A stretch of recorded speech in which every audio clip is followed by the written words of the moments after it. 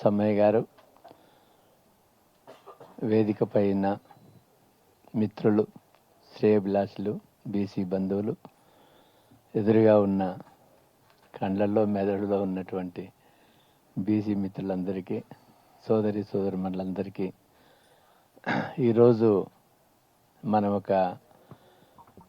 అంటే promised cost census and the way forward the road map కింద professor Murali Manohar గారు ఏర్పాటు చేసిన సందర్భంగా మనం అందరం కలుసుకున్నాము. తర్వాత మంచి మంచి మేధావులు, ప్రొఫెసర్స్, ఇంటలెక్చువల్స్ ఎన్నో విషయాలు గురించి చర్చించుకున్నాము. నిజంగా చూసినట్లయితే మురళి గారు అన్నట్లు దో టుడే ఇది caste is reality, but caste is cannot be branded on us. ఎందుకంటే మన తలకాయ మీద ఏదైతే నీ కులం అని రుద్దబడిన విషయం కానీ పుట్టుకతో ఎవడు ఒక కులానికి చెందినవాడు కాదు.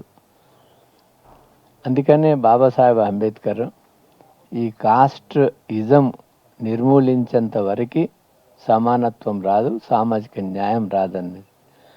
అందుకనే అనిహిలేషన్ ఆఫ్ కాస్ట్ అనే ఒక పుస్తకం కూడా రాశాడు. అందులో కాస్ట్ డిస్క్రిమినేషన్ ఎంత ఉండింది జ్యోతిరావు పూలే మరి బాబాసాహెబ్ అంబేద్కర్ ఈ యొక్క సామాజిక న్యాయం గురించి, కాస్ట్ సిస్టమ్ గురించి క్షుణ్ణంగా పరిశీలించి ఎన్నో విషయాలు కూడా చెప్పినారు. అందుకని పుట్టుకతోనే మనకు ఆ యొక్క వృత్తిలో ఉన్నాం కాబట్టి మన మీద అది అంటే మన మీద తోపబడింది, మన మీద మోపబడింది అది ఆ కాస్ట్ అనేది. నిజంగా కాస్ట్ అనేది ప్రపంచంలో పుట్టిన మానవుడు సమానమే. ఎవడు జన్మతా బ్రాహ్మణుడు కాదు, బనియ కాదు, క్షత్రియ కాదు, శూద్రుడు కాదు, లేకపోతే అతిశూద్రులు కాదు, అన్టచబుల్స్ కాదు, ఆదివాసీస్ కాదు. We are all equal. దేర్ఫోర్ నేను ఈ జాతి, నేను తక్కువ కులం అని ఎన్నడూ కూడా మన ఆలోచనలో, మన మెదడులో ఉండకూడదు. ఎంత పెద్ద కులస్తుడైనా, పండితుడైనా, పీఠాధిపతుడైనా మనకంటే గొప్పోడు కాదు అనేది మనలో ఉండాలి, దృఢనిశ్చయం ఉండాలి. వీఆర్ ఈక్వల్ టు హిమ్, అది we are not inferior to anybody. కానీ ఈ యొక్క బ్రాహ్మణ విధానములో మన సిద్ధాంతము తర్వాత ఏదైతే కోడీకరించి ఈ యొక్క చాతుర్వర్ణ సిస్టము వాళ్ళంక గొప్ప మేధావులు కాబట్టి క్రియేట్ చేసినారో దానివల్ల వివిధ జాతులు, వివిధ కులాలకు మనల్ని విభజించబడినాము. కాబట్టి దీనికి ఒక పరిష్కారం కావాలని మరి బ్రిటిష్ అప్పుడు కూడా ఫస్ట్ పూలే మహారాజు, తర్వాత బ్రిటిష్ అతను ఇది కులగణన జరగాలని మెకాలే అది అవార్డు అప్పుడు వాళ్ళు రికమెండ్ చేయడం జరిగింది. తర్వాత 1871 కులగణన జరిగింది. దాని యొక్క ప్రతిఫలమే 1902 సాహు మహారాజు 50% ఇంప్లిమెంట్ చేసినాడు. అంటే కులగణన ఉంది కాబట్టి, ఆయనకు డేటా ఉంది కాబట్టి రిజర్వేషన్స్ ఇట్స్ నాట్ మనకు భిక్ష కాదు, ఇదే యాచించడం కాదు. That is our right. It's a representation, భాగస్వామ్యం, మన అధికారం అది. కాబట్టి అధికారం ఇవ్వడానికి it's a way, reservations it's a way, it's a method to bring them on par with other అన్ఈక్వల్స్ని ఈక్వల్స్గా తేవడానికి అది. అందుకని ఆ రోజులల్లా సాహు మహారాజు రిజర్వేషన్స్ కల్పించినాడు. అది 1931 వరకు అయింది. 41 పబ్లిష్ కాలేదు. మరి మేధావులు మరి సింహాద్రి గారు ఇంకా ఇక్కడ వాళ్ళ చాలా చక్కగా 41 వచ్చిన తర్వాత 48 సెన్సస్ యాక్ట్ ఉన్నాక 51లో ఎందుకు కులం చేర్చలేదు? అందులో సెన్సస్లో ఏముండదు, అందులో ఓన్లీ హిందూ, ముస్లిమ్స్, ఎస్సీస్, ఎస్టీస్, మేల్ ఫిమేల్ ఉంటుందే కానీ అంటే ఏం పర్టికులర్స్ ఉండవు, మిగతా పర్టికులర్స్ కొంతవరకు ఉంటాయి కానీ జాతి కులగణన ఉండదు, పర్టికులర్స్ ఉండదు. అందుకనే మనము 54ల కాకా కల్లేల్కర్ కమిషన్ వేసినప్పుడు 55 ఆయన ఇచ్చినప్పుడు కూడా మరి ఆ రాసినటువంటి ఆయన చైర్మనే కలేల్కర్ ఆయనకు నాకు మను కలలో వచ్చినాడు, నాకు డెత్ వారెంట్ నువ్వు సంతకం పెడుతున్నావు అని ఆయన కలలో వచ్చిందంట. ఆయన నెహ్రూకు లెటర్ రాసినాడు, అది బుట్ట దాఖలైంది. అది బుట్ట దాఖలైన తర్వాత సరే ఎన్నో పోరాటాల ఫలితంగా మనం అదే నెహ్రూ 1961ల రాష్ట్రాలన్నీ ఒత్తిడి చేస్తుంటే మాకు రిజర్వేషన్స్ కల్పించాలని ఒత్తిడిలు వస్తున్నాయి. తమిళనాడులో 1924 నుంచి రిజర్వేషన్స్ ఉండే, కమ్యూనల్ రిజర్వేషన్స్ అని అన్నప్పుడు నెహ్రూ రాష్ట్రాలకు లెటర్ రాసినాడు, అది మీ రాష్ట్రాల్లో మీరు కమిషన్స్ వేసుకొని మీరు రిజర్వేషన్స్ ఇంప్లిమెంట్ చేసుకోండి, కానీ it is not policy of the government of India to have the caste census or the reservations, backward class reservations ఇచ్చే పాలసీ కాదు అని ఆయన స్పష్టంగా నెహ్రూ గారు చెప్పినారు. చెప్పిన తర్వాత మళ్ళీ ఇది ఇంతకాలం తరిగిన తర్వాత మనకు అన్ని రాష్ట్రాల్లో మనకు అందరికీ తెలుసు అనంతరామన్ కమిషన్ వచ్చిన తర్వాత మనకు 72కి వెళ్ళి జిఓఎంఎస్ నెంబర్ 1972 ఎంత ఉంది, 92 ఎంత ఉంది.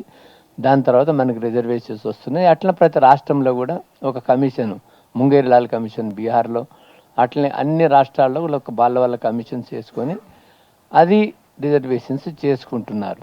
ఏది ఒక ఎంక్వైరీ చేసి ఎవరు బ్యాక్వర్డ్ క్లాసెస్ అంటే సోషల్లీ ఎడ్యుకేషన్లీ బ్యాక్వర్డ్ క్లాసెస్ ఒక ఆర్టికల్ ఉంది కాబట్టి ఆర్టికల్ 340 దాన్ని ఆధారంగా సోషల్లీ ఎడ్యుకేషన్ బ్యాక్వర్డ్ క్లాసెస్ని ఏ రాష్ట్రం ఆ రాష్ట్రం వాళ్ళు ఏర్పరచుకొని రిజర్వేషన్స్ కల్పించుకుంటున్నారు.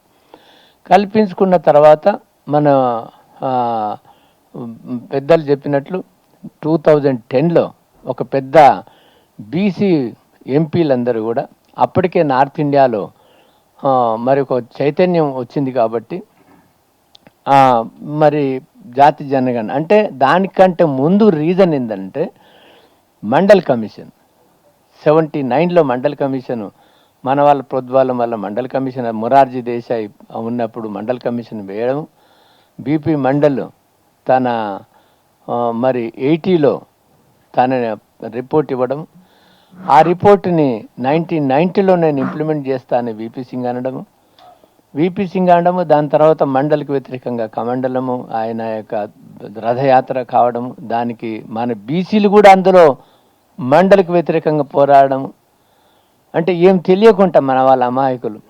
తర్వాత అది ఏదైతే అది మనకు ఒక జియో 1992లో జియో ఇచ్చినారు, అది ఒక 10% ఎకనామికల్లీ బ్యాక్వర్డ్ క్లాసెస్కి, 27% బ్యాక్వర్డ్ క్లాసెస్కి.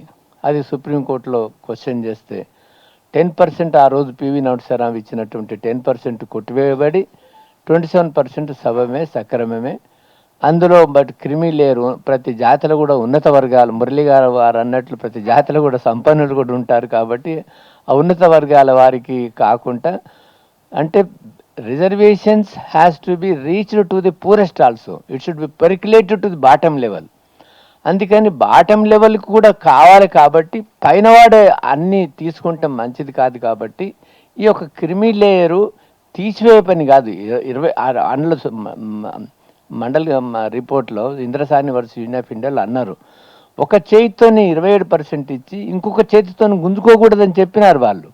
అయినా కూడా ప్రతి ప్రభుత్వం 27% రిజర్వేషన్స్ ఆయుధాల మీద చూపించి మరి వేరే చేతితోని క్రిమిని లేయర్ అని పెట్టి వాళ్ళు మనకు తీసుకుంటున్నారు.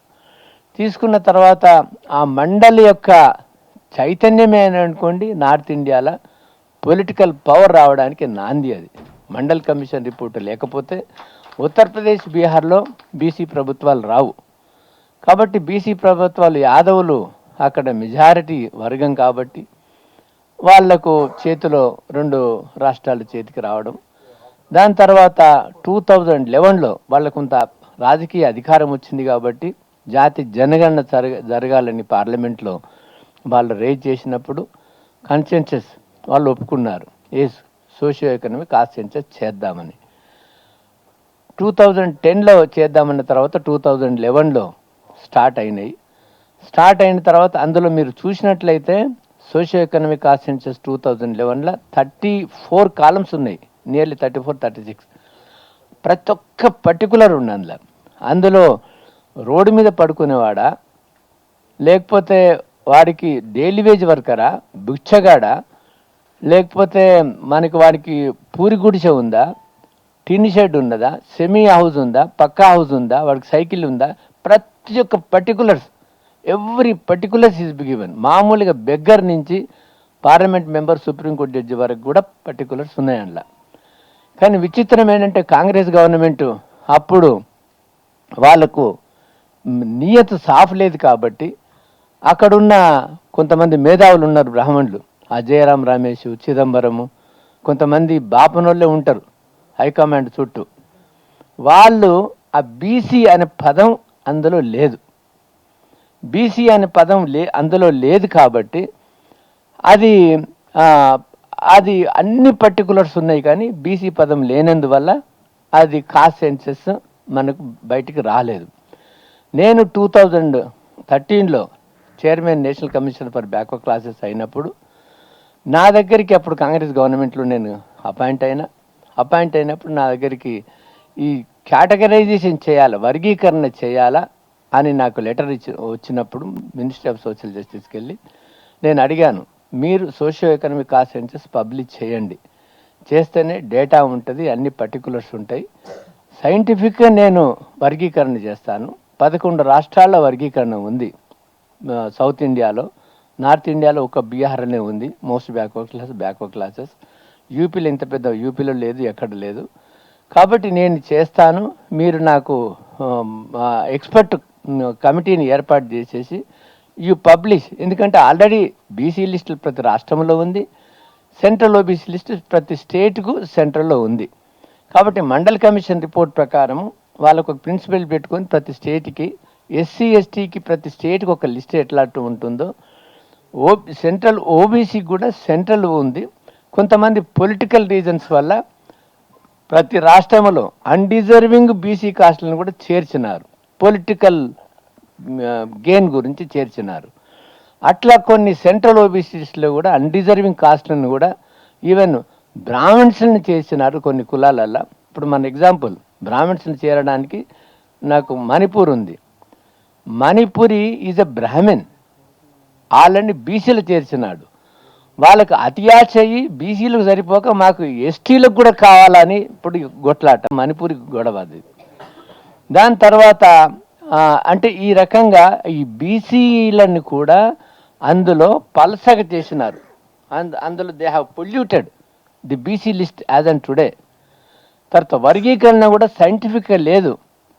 పిల్లిని వెనుకని ఒక గ్రూపులో వేసేస్తే పిల్లి వెనకని తినేస్తుంది, వీళ్ళ జాబులు వాళ్ళకు వస్తట్లేవు. That is the reality today.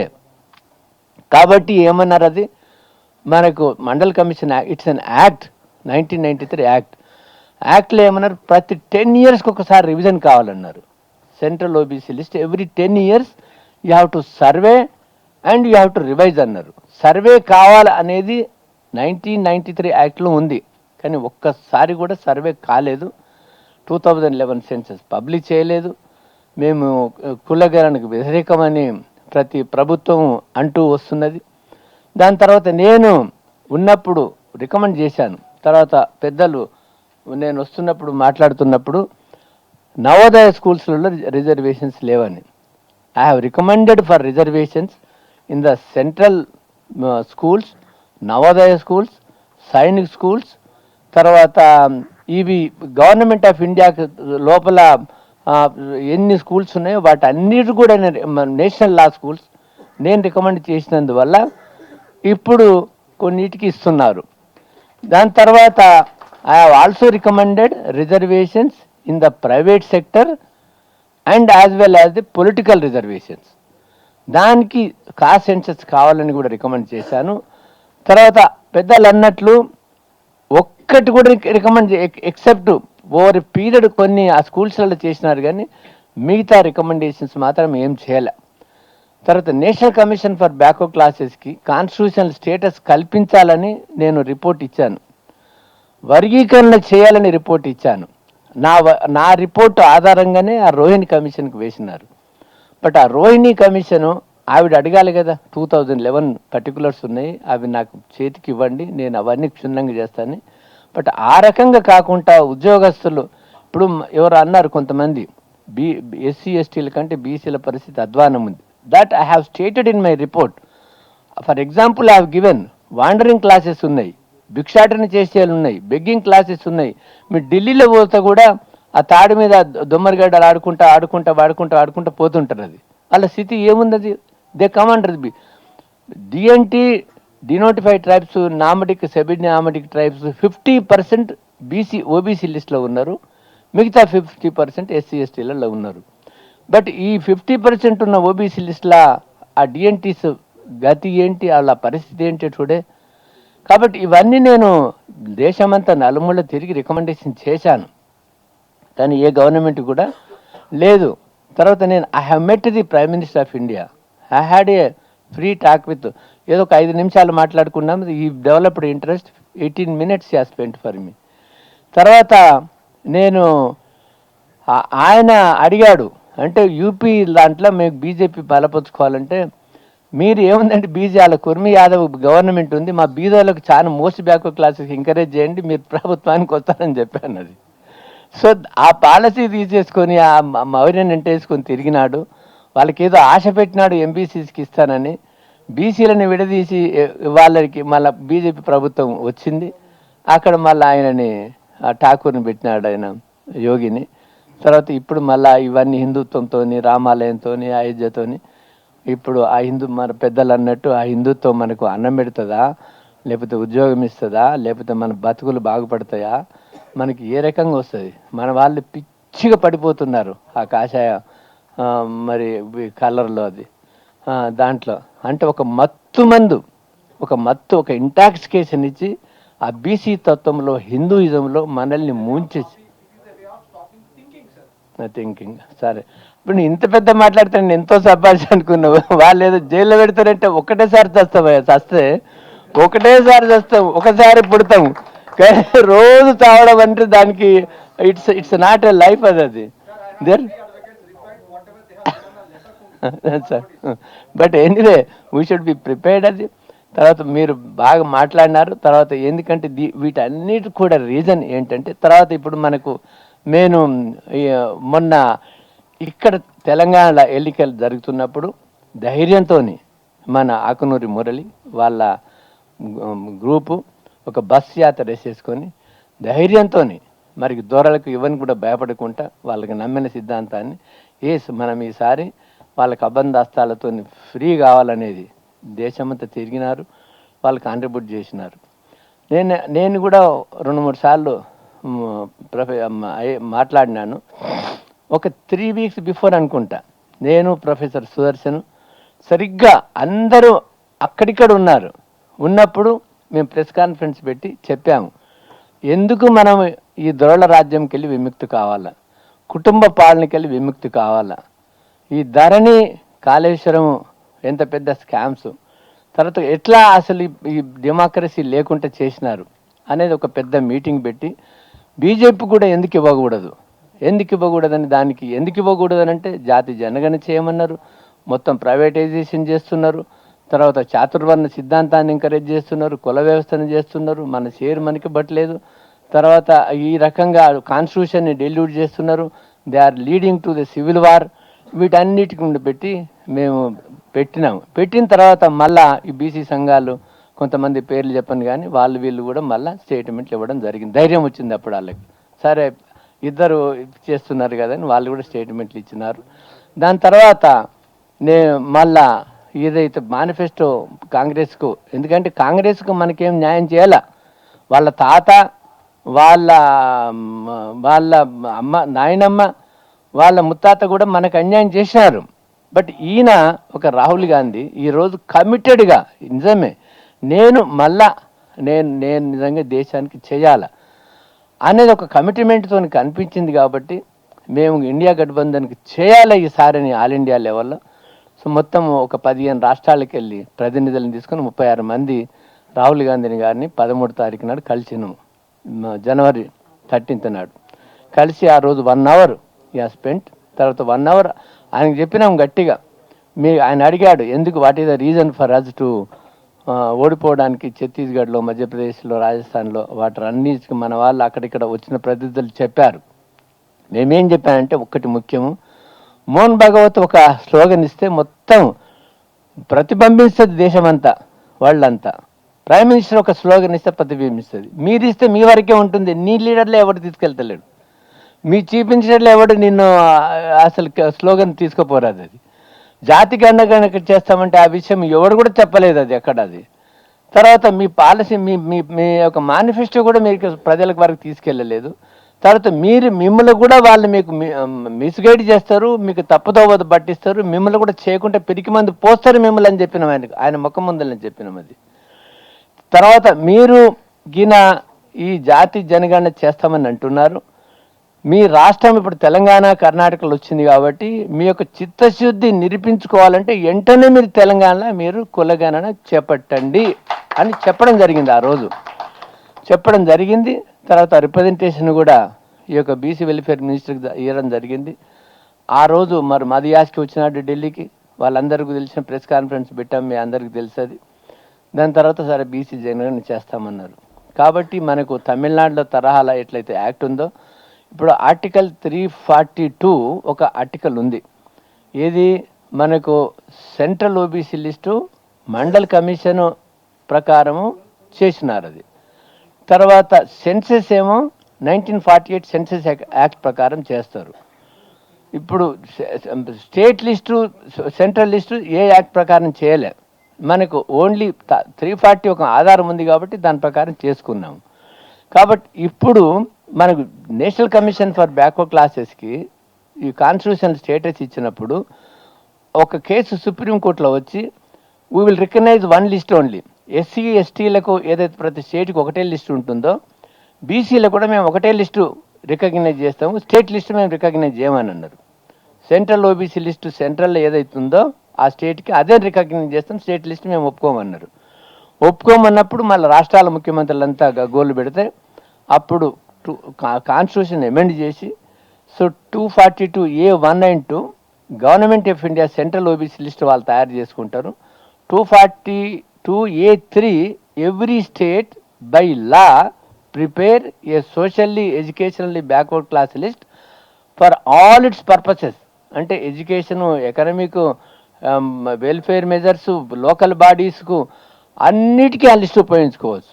Otherwise local bodies విషయం వచ్చినప్పుడు సుప్రీంకోర్టులో అన్నారు what is your percentage of caste అది, and what basis you deserve 33% reservations అని వాళ్ళు ఏమన్నారంటే ఒక సుప్రీంకోర్టు జడ్జిమెంట్ ఇచ్చి ఒక డెడికేటెడ్ కమిషన్ని అపాయింట్ చేసి సోషల్ ఎడ్యుకేషన్ బ్యాక్వర్డ్ క్లాసెస్ ఎంతనో నిర్ధారణ చేసి దాని బేసిస్గా మీరు రిజర్వేషన్స్ కల్పించాలని అన్నారు.